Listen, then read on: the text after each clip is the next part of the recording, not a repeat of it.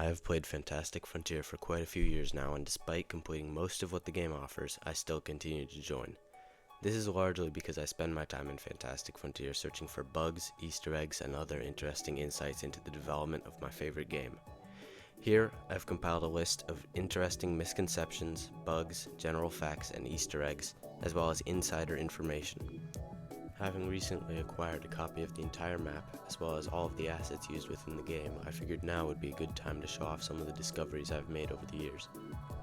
I've organized this list from, in what is my opinion, least to most interesting. Without further ado, let's begin.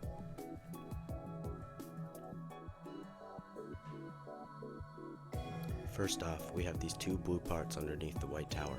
I only included these because for a long time, I and many others have misdiagnosed them as armor pieces from the Cobalt Knight that spawns here. This is wrong, and they're pieces from the flag here that I imagine were accidentally dropped during development. Next, I have the simple but interesting fact that there are 4 different kinds of rocks spread about the frontier. There are actually 5 if you include the ore rocks, but I didn't here. Next, I have some of the caves within the game. There's one small cave near the base of Black Rock Mountain, and another behind a board at Blue Ogre Camp.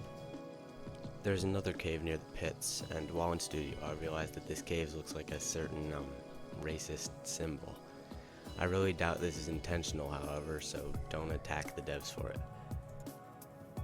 Next, I have some unanchored parts. There's an unanchored box near the tower door, and 3 or 4 of these unanchored leaf blocks on Matumata.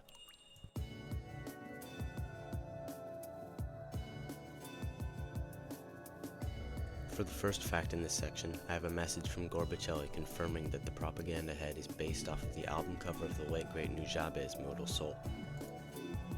Another developer message states that Spectrebox modeled some of Fantastic Frontier's armor, which was interesting to me the first time I heard it, because everyone knows Gorbachelli to be the game's modeler.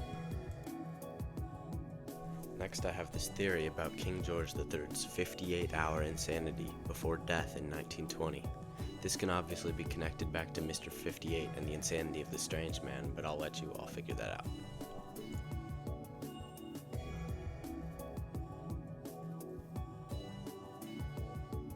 Firstly, I have some of the real names of some certain monsters and other things throughout the frontier.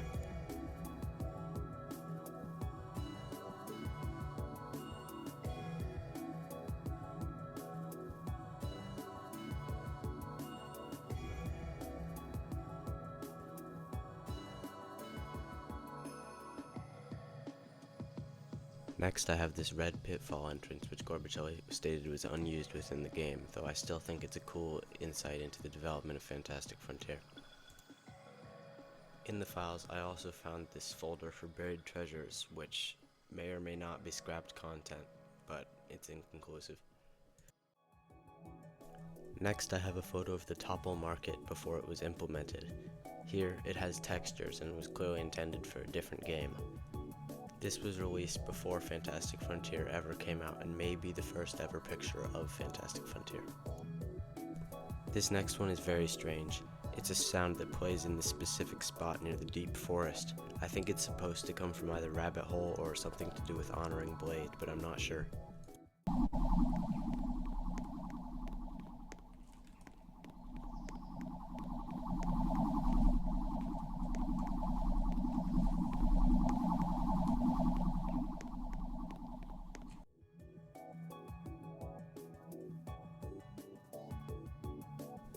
This was the last unfound Easter egg, according to Gorbachelli.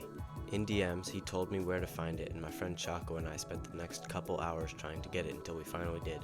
The last Easter egg in Fantastic Frontier was a 1 in 1,000 dialogue from one of the gnomes in Gnome Magic School.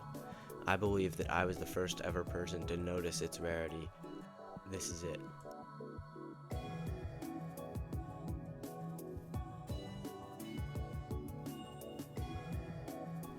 As always, thank you for watching, and tell me if you want a part 2, because I left a lot out of this video. There's still a lot I could cover.